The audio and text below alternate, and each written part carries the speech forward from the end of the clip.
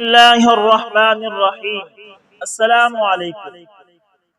تم طلاق لینے سے ایک صورت میں بچ سکتی ہو کہ اگر تم اس لوہے کی دہکتی پلیٹ پر کھڑی ہو جاؤ اور تمہارا جسم جلنے سے محفوظ رہے تو میں مان جاؤں گا تم پارسا ہو، مگر تمہیں اپنی پارسائی لوہے کی اس تپتی پلیٹ پر ثابت قدمی سے کھڑے رہ کر ثابت کرنا ہوگی۔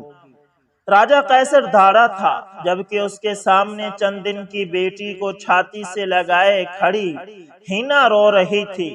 پاس کھڑی اس کی ساس نے سہمے ہوئے لہجے میں کہا تھا، قیصر بیٹا، اس دہتے ہوئے لوہے پر آپ اس گناہوں سے پاک چند دن کی بچی کو رکھو گے تو وہ بھی جل جائے گی۔ آج میڈیکل سائنس نے بہت ترقی کر لی، تم کو قسم، قرآن یا زبان پر اعتماد نہیں رہا تو تم میڈیکل کے طریقے سے تصدیق کروا لو۔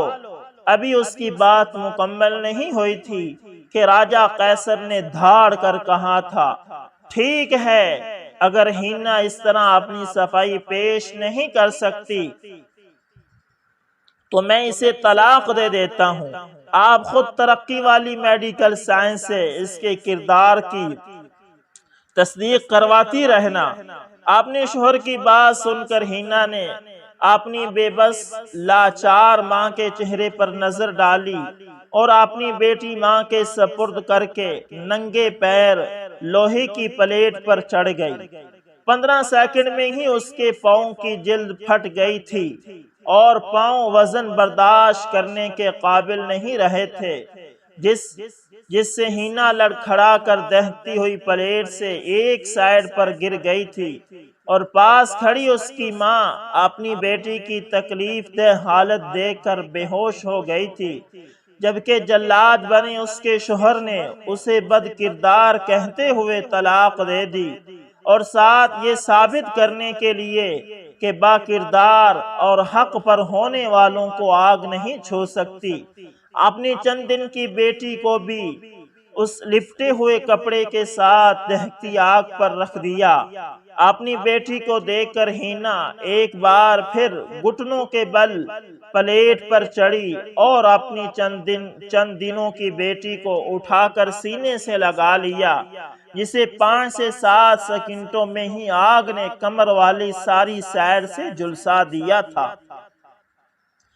ہینا نے اپنی ماں اور بیٹی کو سنبھالا، دسکا کے قریب اپنے آبائی گاؤں میں موجود جھونپڑی نما گھر میں آ بسی، جبکہ راجہ قیصر نے دوسری شادی ایک برٹش نیشنل لڑکی سے کر لی اور برطانیہ منتقل ہو گیا، جہاں اس نے سٹیل مل میں ملازمت اختیار کر لی تھی۔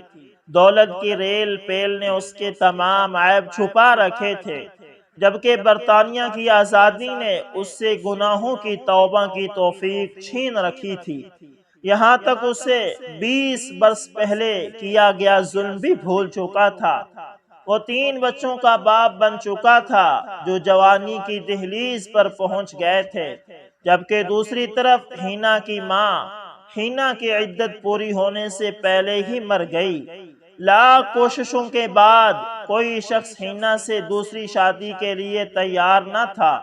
اس نے اپنا اور اپنی بیٹی کا پیٹ پالنے کے خاطر لوگوں کے گھروں میں کام شروع کر دیا، مگر درندے نما مردوں کے اس معاشرے میں ایک اکیلی عورت کہاں رزق کما سکتی ہے، اور دوسرے تیسرے مہینے اسے اپنی عزت یا نوکری میں سے ایک چیز کا انتخاب کرنا پڑتا اور وہ عزت بچا لیتی، نوکری چھوڑ دیتی۔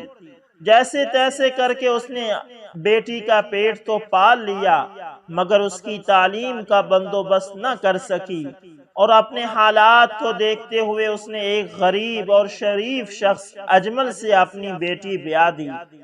دنیاوی تعلیم نہ ہونے کے باوجود ہینا کی بیٹی انتہائی خوش اخلاق، خوبصورت اور سلجھی ہوئی تھی، گھر گرستی کو اچھی طرح سمجھتی تھی، مگر اس کی کمر پر وہ داغ موجود تھا جو اس کے باپ نے پارسا ثابت کرنے کے لیے اس دہتی پلیٹ پر رکھ کر جلسا دیا تھا اسے۔ جلس جانے کی وجہ سے پچھلی پوری سائیڈ پر داغ بن گیا۔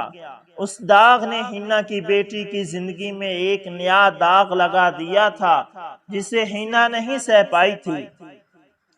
راجہ قیصر برطانیہ میں ایک سٹیل مل میں کوالٹی اینڈ کنٹرول کا ہیڈ آف ڈپارٹمنٹ تھا۔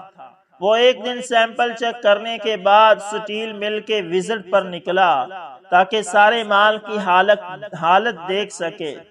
اسی دوران اس کا پاؤں پھسلا اور وہ تیار ہو کر نکلے ہوئے تازہ گرم سٹیل پر منہ کے بل جا گرا، جس سے اس کا چہرہ، پیٹ اور سامنے والا سارا حصہ جھلس گیا۔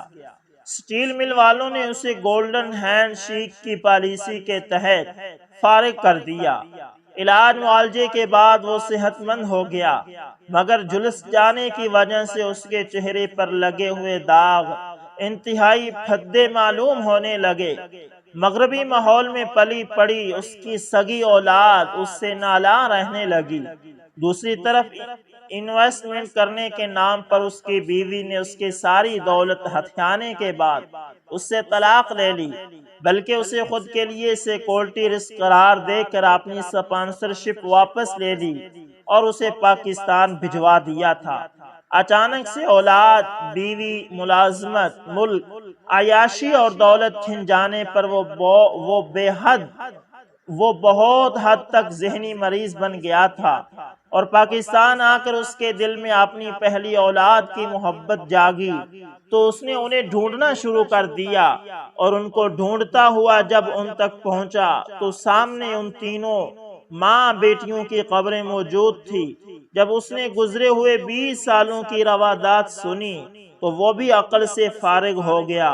اسے بتایا گیا کہ حنا نے اپنی بیٹی کی شادی جس شخص سے کی تھی وہ ڈسکا میں موٹر سائیکل مکینک تھا، اور شادی کی پہلی رات ہی اس نے اپنی بیوی کی پیٹھ پر داغ دیکھ لیا تھا، جس کی وجہ سے اسے بیوی کے وجود سے نفرت ہو گئی تھی۔ اس نے اپنی بیوی پر بدچلن ہونے کا الزام لگا دیا تھا اور اس کو پارسائی ثابت کرنے کے لیے موٹر سائیکل کا گرم سائلنسر ہاتھ میں پکڑنے کا کہا تھا، بصورت دیگر طلاق دینے کی دھمکی دے دی تھی۔ حنا نے بیٹی کی طلاق لے لی اور کہا، مجھے بیٹی پر بدچلن ہونے کا الزام قبول ہے، مگر اس گرم لوہے کو چھو کر میری بیٹی اپنی پارسائی کا ثبوت دے، یہ ہرگز نہیں قبول۔ طلاق لینے کے بعد پہلی رات حنا سوئی اور پھر کبھی نہ اٹھ سکی، جبکہ لوگوں نے حنا کی بیٹی کے سامنے کہنا شروع کر دیا کہ اس کی ماں کو بھی اسی وجہ طلاق ہوئی تھی، جبکہ آج بیٹی بھی خود کو پارسا ثابت نہیں کر سکی اور طلاق لے لی۔ حنا کو چاہیے تھا کہ بیٹی کی تربیت تو ٹھیک کرتی، اگر بیٹی کے ایسے ہی لچھن تھے تو اسے کیوں شریف آدمی کے سر باندھ دیا تھا۔ ان جیسی بہت ساری بات نما تیروں نے گائل کر دیا۔ حنا کی بیٹی بھی ماں کی موت کے ہفتہ بعد خودکشی کر گئی۔ راجہ قیصر اپنی بیٹی کی آزمائش اور اپنے گناہوں کی سزا بیٹی کو ملتی سن کر اپنے ہوش گنوا بیٹھا۔